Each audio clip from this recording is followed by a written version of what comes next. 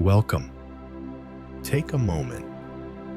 If you're listening to this right now, there's a good chance someone has told you at least once, "You don't look your age."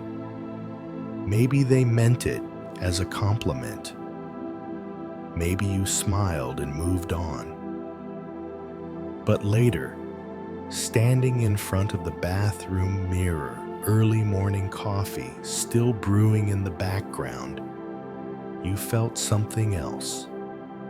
Because you know how much pressure you carry, deadlines, responsibility, people depending on you, things you don't talk about, things you handle quietly.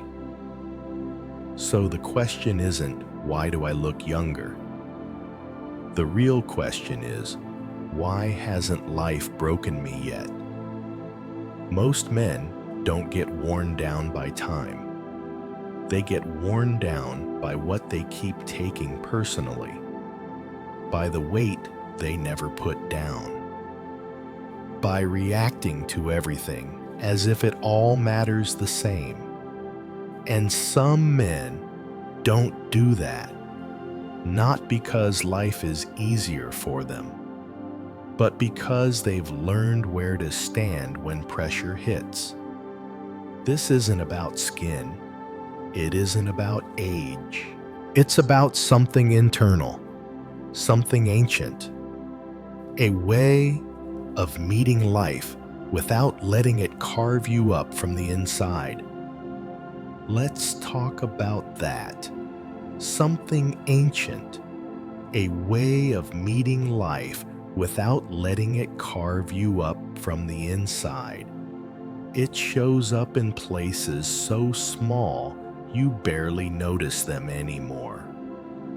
The phone buzzes while you're standing in line for coffee. An email. Subject line short. Too short. Your shoulders tighten before you even open it. Later, it's a comment from someone you love. Not cruel, just careless. Still, it lands heavier than it should. Then there's the memory, the one that shows up while you're driving home. Same stretch of road, same red light, same thought you've replayed for years. None of these moments are dramatic. No one else would call them trauma. But they arrive every day, and every day you answer them. Most men don't realize this is where the wear happens. Not in the big losses, not in the years passing. It happens right here, in these small, ordinary seconds. You don't age because of what happened. You age because of the meaning you attach to it, and how often you repeat that meaning to yourself. You can feel it in the body. The jaw sets, the breath shortens, the mind starts building a story before you even know it's happening. This shouldn't be happening. I'm falling behind. I can't mess this up. That story feels automatic, but it isn't. This is where the Stoics were precise. They made a quiet distinction most people never learn to see. There is the event, and then there is your judgment about the event. The email is just text on a screen. The comment is just sound in the air. The memory is just a signal from the nervous system. What drains you isn't the moment itself. It's the split second when you agree with the story your mind offers. That agreement is the real choice. Most men make it without noticing. Over and over. Day after day. and the body keeps score. The shoulders stay a little higher. The eyes carry a little more tension. The face learns the shape of concern and keeps it. Some men move differently through the same moments, not because they don't feel them, but because they pause just long enough to see the gap. The gap between what happened and what they decide it means. That pause is almost invisible. It lasts a breath, sometimes less, but it changes everything. They still read the email. They still hear the comment. They still remember the past. They just don't hand those moments the keys to their nervous system. They don't argue with reality. They don't rehearse imaginary outcomes. They don't punish themselves for things already gone. They respond deliberately, cleanly. This isn't about being calm all the time. It's about not leaking energy in places that don't deserve it. Over years, that discipline shows, not as youth, as steadiness. A man who isn't constantly bracing for impact moves differently through the world. And it starts here, in the smallest moments, the ones that repeat. And that's where the real leverage lives, in the pause. Not the kind of pause that looks calm from the outside. The quiet one inside, where a decision is being made before a reaction ever leaves your body. Most men spend years trying to control outcomes. They try to control how people see them, how work turns out, how the past should have gone. It's exhausting, and it never works. There's a moment most people miss, right after something happens, before the emotion settles in. A contractor cancels last minute. Traffic locks up the freeway. A text goes unanswered longer than it should. You feel it immediately. That tightening, that rush of meaning. This is where most men think they've already lost control. They haven't.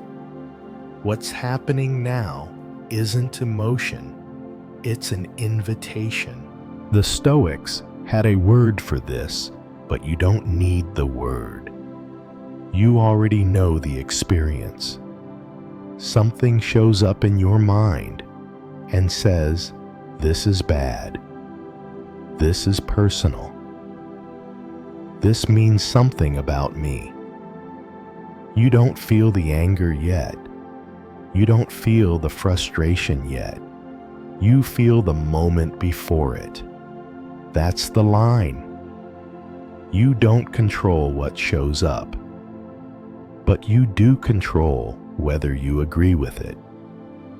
Most men agree instantly, not because they're weak, because they're moving fast. They nod along with the first story their mind offers, and the body responds like it's under attack.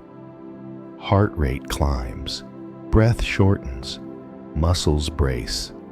The system flips into defense mode. But some men don't rush to agreement. They read the text. They hear the comment. They feel the surge, and they don't add anything to it. They don't argue with reality. They don't justify it either.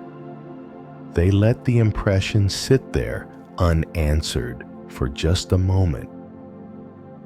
That moment is discipline, not the loud kind. the quiet kind that no one applauds. It looks like a man staring at the steering wheel for an extra breath.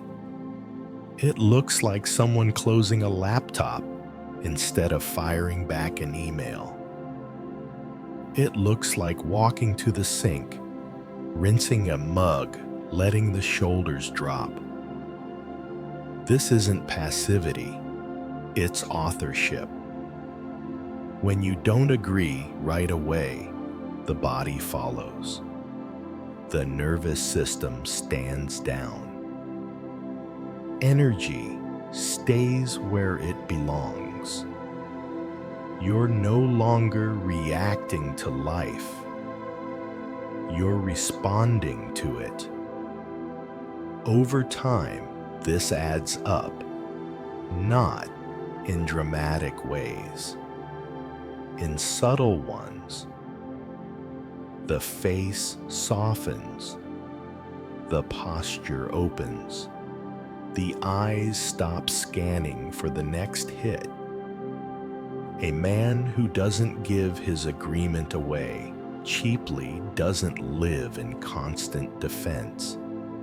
He isn't calmer because life is easier. He's calmer because he stopped feeding every thought the same authority. That restraint shows in how he moves, in how he listens, in how much of himself he still has at the end of the day. This isn't about control. It's about consent. What you allow to shape you. What you let pass through without permission. And once you see that distinction, you can't unsee it. Because every ordinary moment now carries a choice. And that choice carries a cost. Every time you give your agreement away too quickly, something gets spent. Not money, not time, energy. Most men think energy disappears because they're busy. Long hours, responsibilities, too much on the plate. But watch closely. Energy isn't lost all at once. It leaks. It leaks through irritation that doesn't need to be expressed. Through arguments rehearsed in the head but never spoken. Through scrolling late at night, not because it brings rest, but because it numbs. A man comes home after a full day. He drops his keys on the counter, opens the fridge, stares without seeing. His body is home. His mind is still everywhere else. That's not exhaustion. That's expenditure. The Stoics called this temperance, not restraint in the moral sense, not denial, economy, knowing what is worth spending yourself on and what isn't. Some men spend their inner life like it's unlimited. Every frustration gets full attention. Every impulse gets a response. Every urge gets fed. Anger gets expressed. Distraction gets indulged. The nervous system stays lit up long after the threat is gone. It feels alive in the moment, but it adds up. You see it years later, in the face that never fully rests, in the posture that stays slightly braced, in the eyes that don't quite settle. Other men move differently. They don't suppress what they feel. They notice it and decide how much it gets.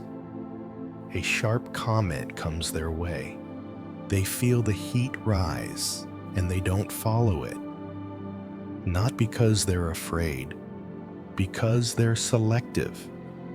They know not every emotion deserves a reaction. Not every urge deserves a vote. Not every thought deserves belief. That discipline isn't loud. No one praises it. No one even sees it. But it preserves something. These men don't live in constant stimulation. They don't need noise to feel okay. They don't chase relief at the expense of clarity. They go to bed with some of themselves still intact. This is why they seem younger, not because they've avoided hardship, but because they haven't turned hardship into a lifestyle. Temperance isn't about becoming rigid. It's about staying clean inside, clean enough that the body can stand down, clean enough that the face doesn't have to carry yesterday's battles, clean enough that the nervous system remembers how to rest. You can feel the difference when you're around them. They listen without fidgeting. They don't rush to fill silence. They respond instead of react. Their energy isn't sharp, it's steady, and steadiness lasts. When you stop spending your inner life on things that don't matter, time loses its grip on you. Not because you're trying to stay young, but because you're no longer wearing yourself down from the inside out. That restraint leaves a mark, just not the kind most people expect. That restraint leaves a mark. And once you see it, the question becomes simple. How do you live this way on purpose? Not in theory, not in perfect conditions, but in the middle of a regular American day. 3 practices, nothing elaborate, nothing you need to announce. The first happens in the smallest window you usually rush past. Something hits, a tone, a delay, a look that feels off. Before the body moves, before the words line up, you give yourself one breath. Not to calm down, just to see. You feel your feet, you feel your hands, you notice the urge forming, and you ask one quiet question. Is this something I control? If it isn't, you don't wrestle with it. You don't justify it. You don't carry it further than it needs to go. You let it land, and you let it pass. That pause doesn't look like much, but it keeps the nervous system from flaring up every time life clears its throat. The second practice shows up at night, not with a notebook and a ritual, just honesty. You sit on the edge of the bed, the house finally quiet, the day done, and you replay 3 moments. Where did you react without thinking? Where did you agree with a story that wasn't true? Where did you handle something cleanly? No punishment, no pride, just information. Men who skip this step repeat the same day for years. Men who don't adjust. They start to see patterns. They start to notice which situations drain them and which ones only feel heavy because they make them heavy. That awareness doesn't age you. it sharpens you. The third practice is about choosing one moment ahead of time. Not the whole day, just one. The meeting that always tightens your chest. The conversation you usually avoid. The hour you tend to numb out. You picture it briefly, not to rehearse control, just to decide how you want to show up. Fewer words, slower movements, no defending. When the moment arrives, you recognize it. And because you've already decided you don't burn energy figuring out who you need to be, you just are. None of this makes life easier. It makes you less reactive to it. Over time, these small decisions stack. You stop wasting energy on arguments that go nowhere. You stop carrying stress that doesn't belong to you. You stop living in a constant state of readiness. The body notices. Sleep comes a little easier. The jaw loosens. The face rests when it's supposed to. This isn't about self-improvement. It's maintenance. Keeping your inner life from turning into a battleground. 3 practices. 1 breath. 1 review. 1 decision made in advance. That's how some men move through the years without letting the years take everything with them. And when you live that way long enough, something becomes clear. You're not trying to turn the clock back. You're not chasing some earlier version of yourself. You're just removing what never needed to be there. Most men think aging is about accumulation. More years, more scars, more weight. But the men who carry themselves lightly aren't adding less. They're carrying less. They don't drag yesterday into today. They don't replay conversations that already ended. They don't keep score in places where nothing is being settled. They wake up, shower, get dressed, and leave the house without hauling old arguments over their shoulder. That's what clean looks like. Clean isn't empty. It's unburdened. There's a quiet moment most mornings, before the day asks anything of you, before the noise starts. Some men fill that space immediately.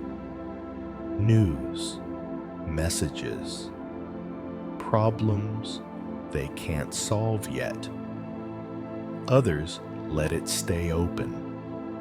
They stand at the window. They take a breath. They feel their body arrive. Not because it's peaceful, because it's honest.